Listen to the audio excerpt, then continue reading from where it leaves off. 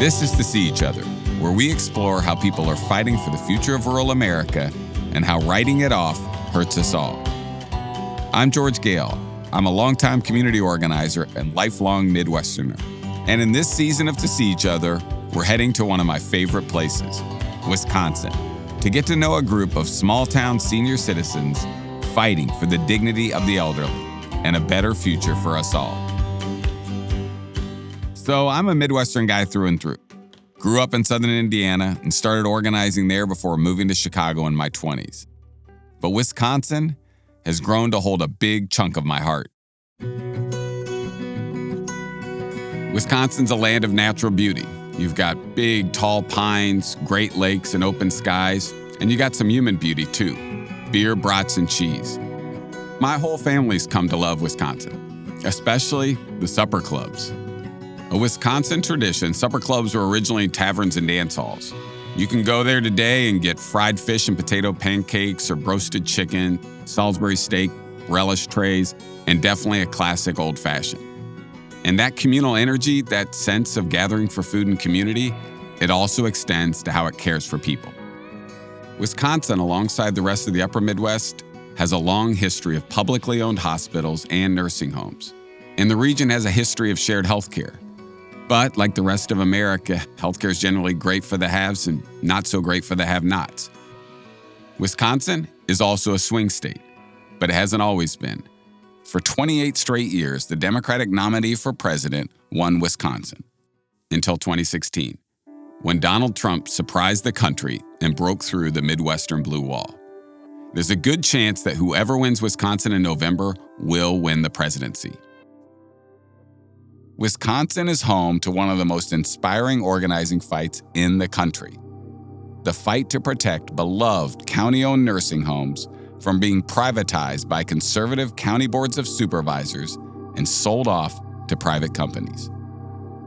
What's at risk when care is privatized? Everything. Staff morale weakens, many of the best workers leave, and the rate of death increases. Most plainly, patients and families suffer. I also know how high the stakes are on a personal level. My dad died 3 years ago. He went quickly. Sure, he had some health struggles near the end, but he was out in the barn welding, making art out of metal the day before he died. My mom's decline has been long, slow, and painful. And as I'm telling you this, we are weighing assisted living options and need to make a decision today. When I think of the biggest, most important fights there are to fight right now in America, the fight for care and dignity of our elders is one of them. So, this is how some fellow organizers and I found ourselves in rural Wisconsin. We're recording the hour of 6 o'clock having arrived. I will call the Lincoln County Board of Supervisors to order. The second order of business is the pledge. Lincoln County is run by a Board of Supervisors, and we showed up at their monthly meeting in May of 2023. Next order of business is roll call. Clerk will call the roll. Supervisor Allen. Here. Anderson Wald. Here. There was a fledgling group there calling themselves People for Pine Crest, and they were riled up. The conservative-leaning county board was trying to sell their beloved county-owned nursing home, one of the crown jewels of the community. And People for Pine Crest were not having it. On one side, there were county board members who believed it is not the role of government to provide such care to the community. And on the other, people who believe it is. Al Curtis, a retired special education teacher and resident of Pine Crest, spoke at the meeting from his wheelchair. Next up is public comment. All right, we have 5 public comment, 1 online. Al Curtis, welcome, Al. Thank you. Yeah, get your point. I can't stand up long enough to give a talk, so I'm going to do this. As you might have guessed, I am a resident of Pine Crest. I've been here or there since June of 2019. I have a good idea of what goes on in Pine Crest. I don't want to live under the bridge in a pasteboard box. That's where the only place that I know I could go. There's going to be a lot of people like me and like the other residents of Pine Crest in the next 10, 20, 30, 40 years. What are you people going to do?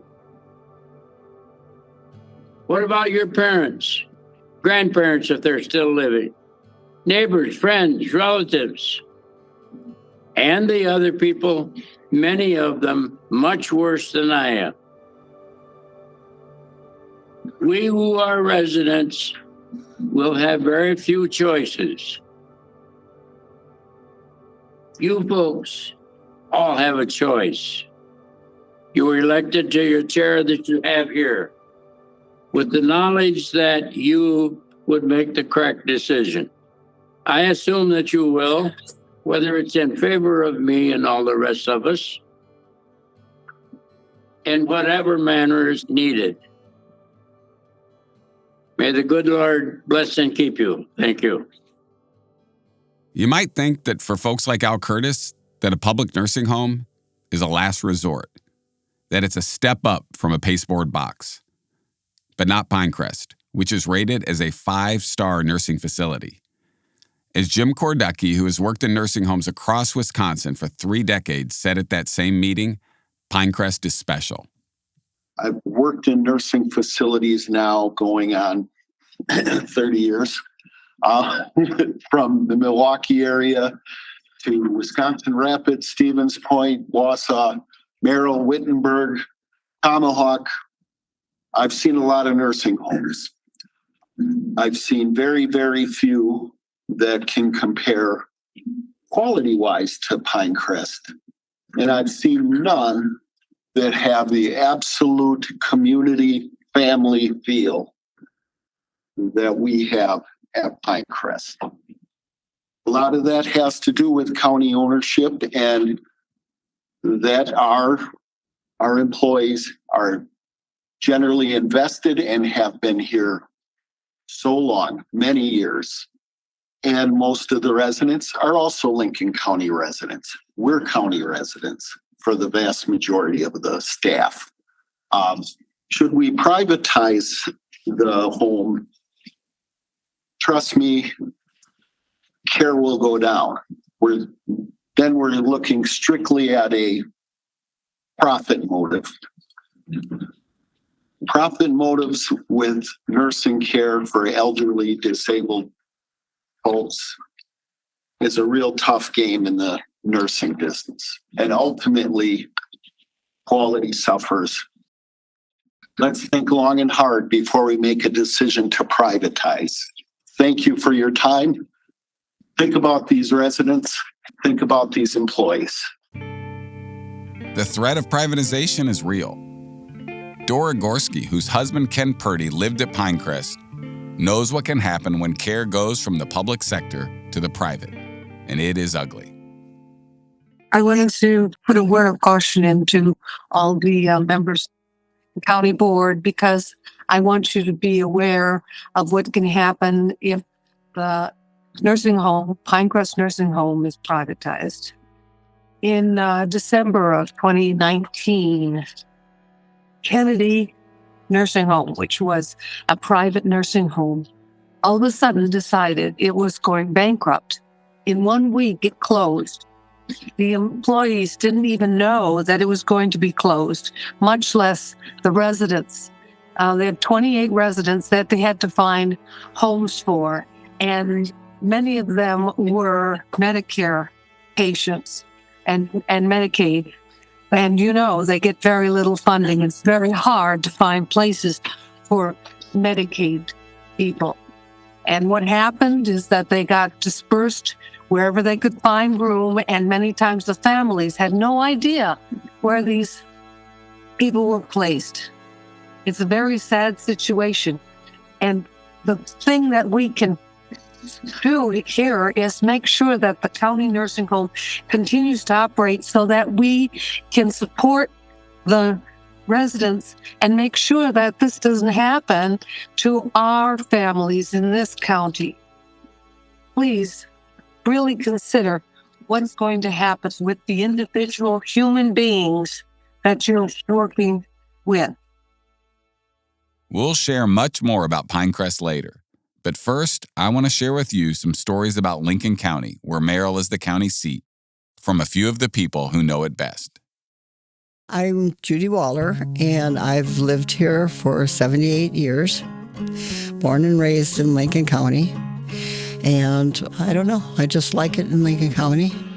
We're always really friendly. I remember there was this guy, we used to call him Fachi. He rode the train from town to town.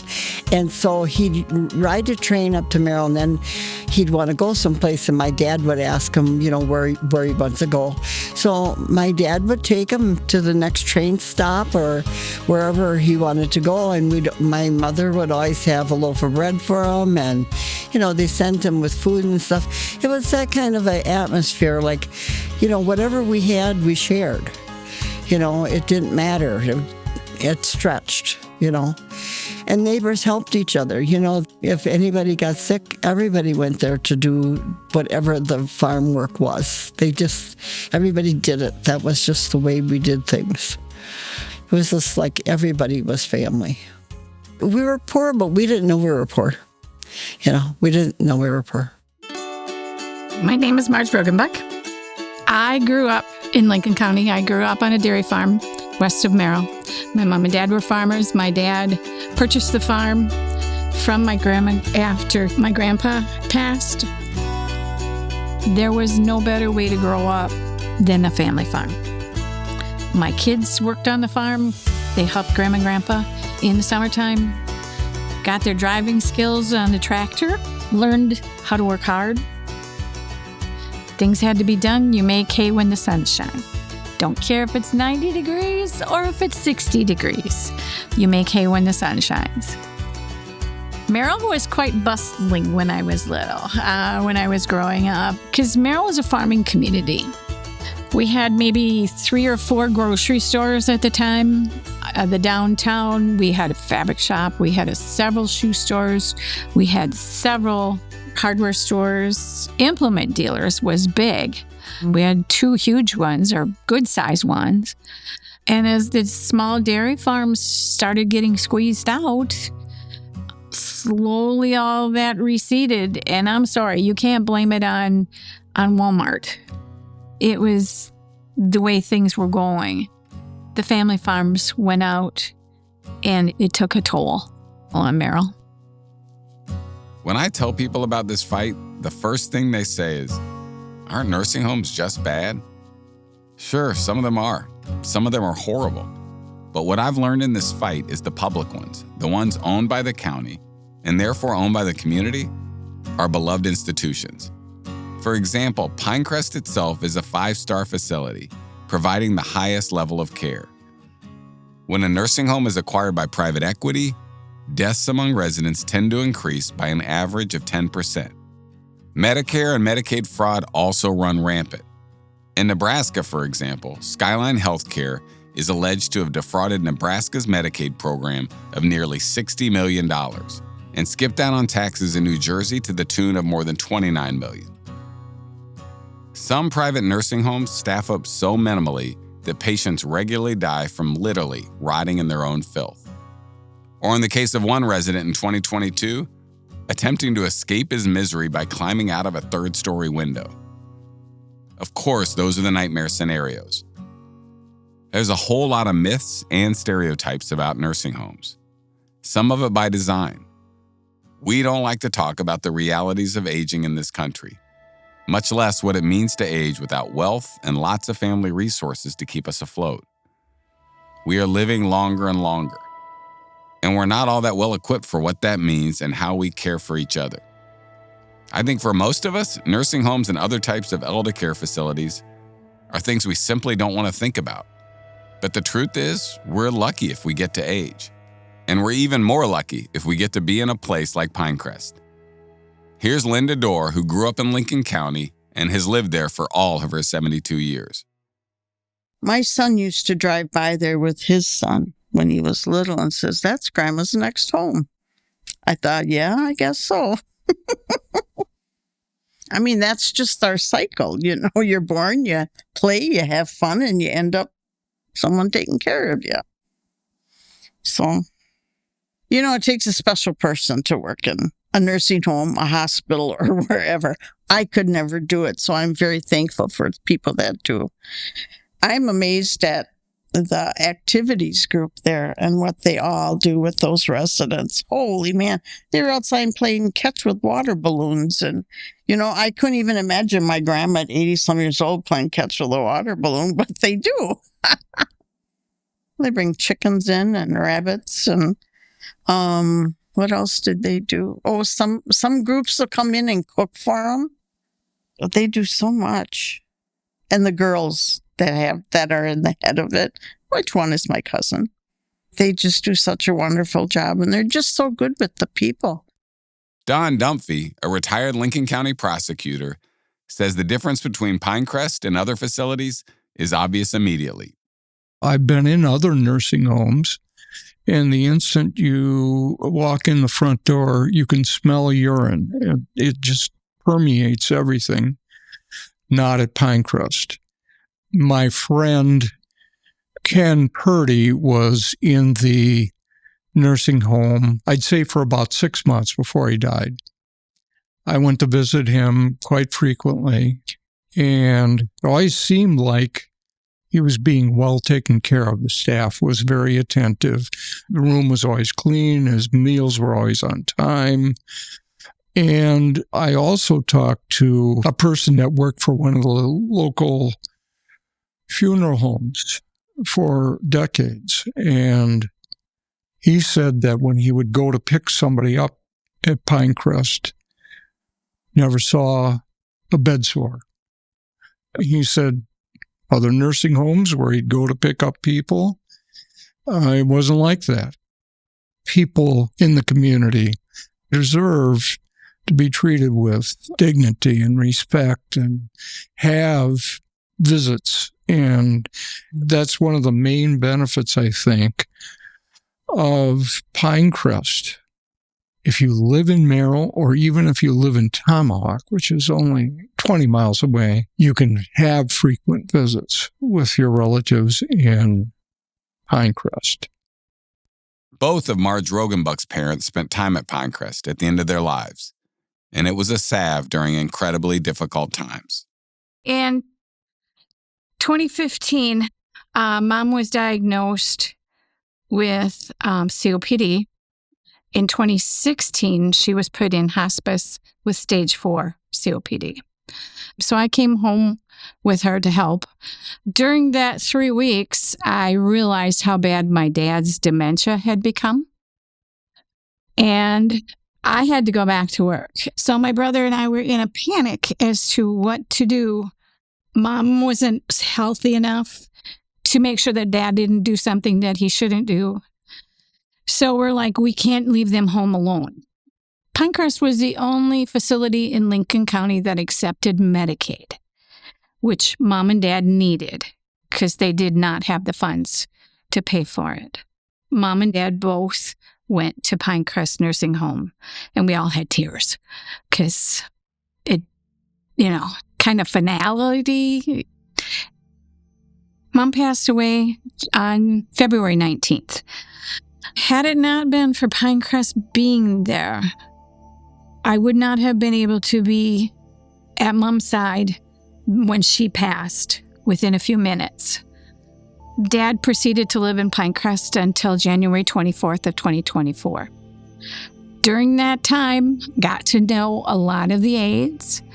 I got to see a lot of things that went on at Pine Crest. I saw nurses come in. Dad got hugs. They cared for him. They knew changes in him when he was sick. He had pneumonia a few times.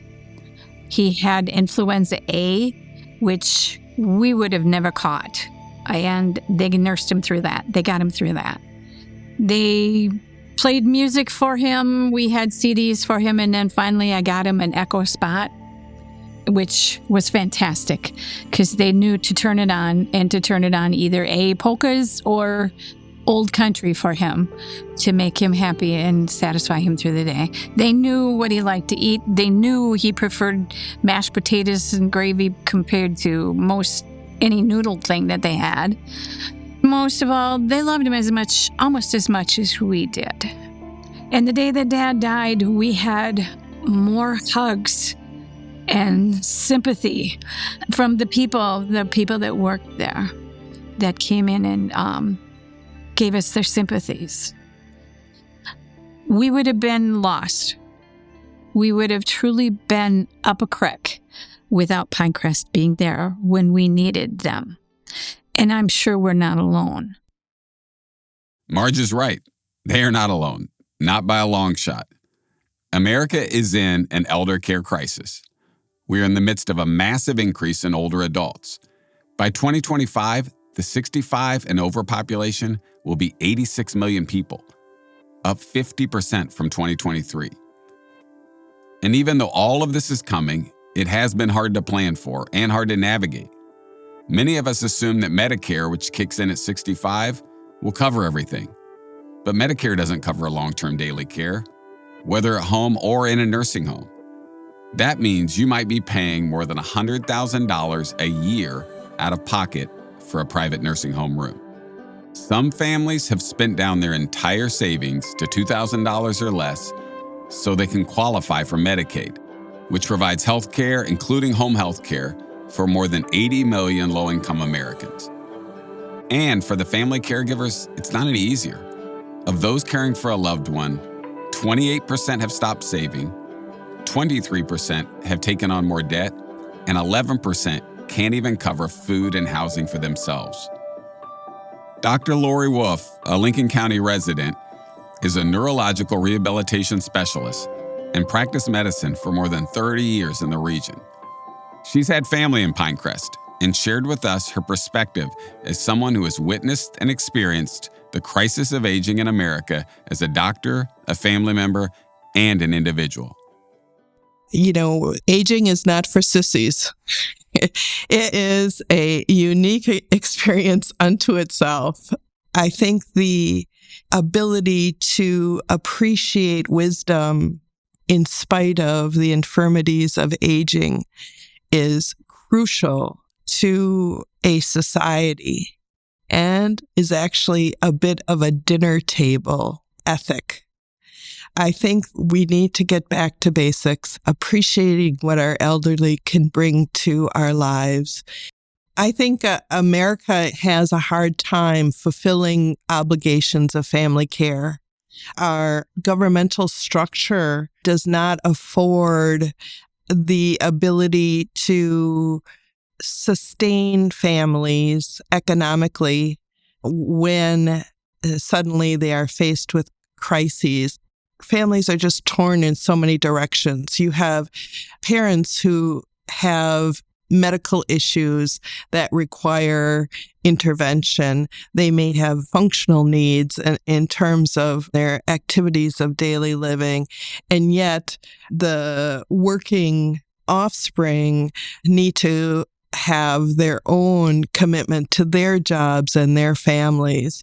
So I think it's an incredibly tumultuous situation for those intergenerational connections that other societies may be caring for better.